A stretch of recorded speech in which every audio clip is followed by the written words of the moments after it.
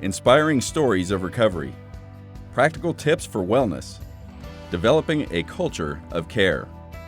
Welcome to Blue and Beyond, your official Air Force Wounded Warrior Program podcast. Hey there, Warriors. Today we are lucky enough to be in Hawaii at the 2020 PACAF Care event. And for this episode, I'm going to be handing off the mic for a very special guest host, Ms. Marsha Gonzales, the Branch Chief of Warrior Care Support for the Air Force Wounded Warrior Program. Today, Marsha is going to be speaking with retired Chief Master Sgt. Garrett Kuwada and his wife and caregiver, Joey Kuwada. Hi, it's Marsha, and I am here today with retired Chief Garrett Kuwada and his caregiver, Joey, and we met a year ago here at this event, right? Yep, exactly 1 So year ago. I think it would be great for everybody just to hear a little about you and a little about your journey. Sure. Like you said, this was my very first introduction to adaptive sports and the Air Force Wounded Warrior Program. I had no idea what to expect and was hesitant on coming, but I was finally talked into coming, and it was probably the best decision that was made for me, actually, to come down here. And it was just, the year flew by so fast just from my involvement with that very first event. It was amazing. So you said something, you were made to come to this event. So I think, Joey, did you have something to do with that? A little bit, but first and foremost, it was our recovery care coordinator, Cisco Johnson, who sent us the email, asked us if we wanted to participate. And I told Garrett, I asked Garrett if he wanted to come. And we were looking through the email together, and he's like, well, I don't know what I can do as far as sports goes, because I can't walk by myself. I don't have balance. And so all of these questions came up. And then the more I started thinking about it, it's like, yeah, you know, what am I going to do as a caregiver down there? You know, it's just, we didn't know a lot about the program. So through Cisco and then myself, I said, you know what, let's just go down. Let's try it out, see what's going on. And yeah, I'm glad we did, because like Garrett said, just this past year has been life-changing, I think, for the both of us as part of his recovery and as part of my knowledge as a caregiver as well.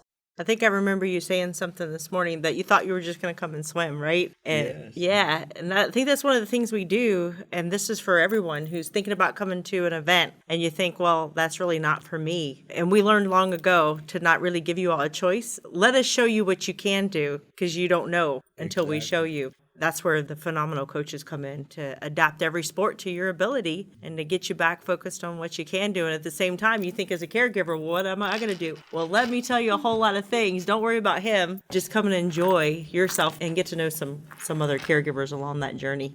Well, that's right, because before I attended this event 1 year ago, I thought I was alone in my feelings and learning how to take care of him, because he had always been the provider and taking care of us, and now the roles kind of seemed reversed, and I was feeling all these emotions I never had to feel before. And so I had to, of course, learn, adapt, how to do that. And just so to come to this and realize there are a lot of caregivers who are feeling the same way I'm feeling, and we're basically walking the same steps. It helped a lot. And it's just nice to know that 24 hours a day, 7 days a week, there's somebody that I can always reach out to in case I need somebody to talk to. That's great. And you said it's been a whirlwind of a year, right? It has been. It started off with the care event, not wanting to come. Even coming up the escalator, I still had a bad attitude about, what do they expect me to do? I could probably shoot and swim, and that's it. What I'm going to do the rest of the time, sit there and watch. And then when I came in, they said, you're going to be doing everything. And so I was like, well, that's weird, but I just went with it, and it was just amazing. The coaches that we have, just so helpful, and then just the other athletes, to see them and talk about how they can do these things. And then they were like my inspiration, I was like, oh wow, that's amazing, and I looked to them as my mentors in these sports, because they'd have done it before. And you just build these tight bonds, and you can continue to stay in touch with them and help improve your training. And that helped me get to the trials, and that was a very good event. And then the Warrior Games, and now soon we'll be in Invictus.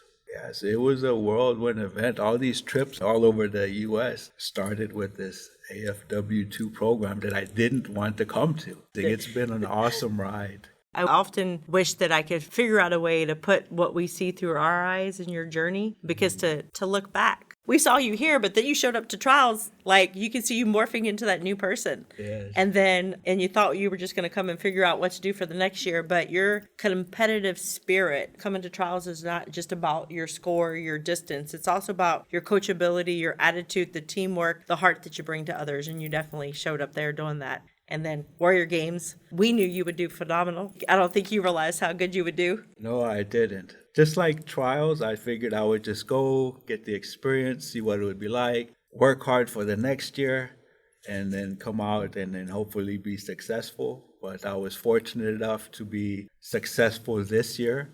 And it is my competitive spirit. I do not like to lose. And I also did not want to be the weak link on the team. And so that's why I worked so hard all the way through. And I also, like, for getting the invite to the trials, I wanted to make sure, since it was being funded, I'm getting invited, that I show up in the best shape that I could be within that short amount of time, so that it wouldn't be like, oh, we wasted our money on this guy. He's not doing anything, you know. It gave you that jump It start. gave me a jump. It gave me hope, and it gave me a purpose to get back out there and work hard like I used to before my injuries. And that's where I felt the best, was when I was working hard and had hope and a purpose. And that's what's still driving me now. We can't wait to see you at Air Force Trials again. I don't know if you know, but you probably don't, that the Invictus selects for that upcoming year, you're the ones who bring the torch in. I see. Yeah, so you do an Invictus relay. Oh, wow. You get to come and light that torch and show the way for so many others. This year we had 272 people apply to come to Air Force Trials. Wow. Right now we've selected about 170. Wow. And we really had to look at giving those people who never had that opportunity the priority. And then kind of working our way through that list on how. So you have such an opportunity to give back to those who were last year in your shoes, Right. and be there and show them in just 1 year, here I am, and going on to represent your country. And that's going to be a phenomenal experience. And I know you're going to bring that heart that you do, just like you did to the Air Force team. Yeah, it was an amazing experience. And so anybody out there that has any doubts, don't doubt. Just go out there and do it. Give the best you can, and you never know what might happen. It's been an amazing journey. I don't have a good memory because of my brain damage, but I do remember all of the great things that happened on my path with Air Force Wounded Warrior Program, the trials, the games, and now being for Invictus. And yes, it's amazing. So amazing. Well, for me, I don't know. I get excited about little things or anything, really. Whether you win or lose, like after my track events, I didn't even wait to see if I placed or what time I got. I was racing to go see my fellow teammates competing at their stuff and get pictures and videos to capture their great accomplishments. And so it's more you're focused on, for me, I was focused on all of my teammates, and seeing them succeed and win or just compete at their events made me happy. I didn't know I had won half of those medals until they started calling out the times, and I didn't really care about the times. I was out there to do my best and then enjoy the time that I had to spend with my teammates. You get a really sense of camaraderie on that. I wasn't focused on trying to win a medal. I just wanted to do my best, so I wasn't the weak link on the team. But after my event was done, I was out trying to support the rest of my teammates and take pictures and capture all of those memories. And that's amazing to me. And I still have a lot of pictures of folks' accomplishments and things. I always tell people it's really, you're our why. This is why we exist.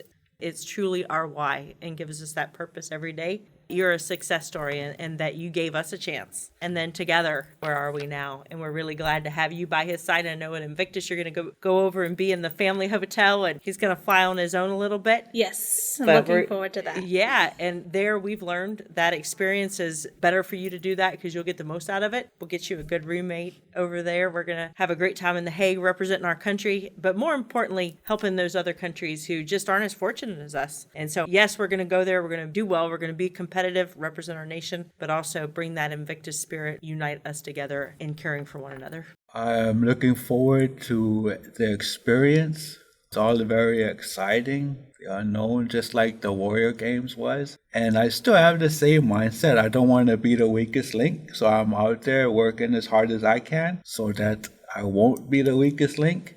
Yeah, I'm excited. I'm excited to see my other buddies that's on the team that aren't here at this event, and then meet some of the other international folks that I met at the Warrior Games. And I mean, everybody is so friendly from all of the different teams. I like to talk to folks, so I'm anxious to speak with all the other country folks that are coming too.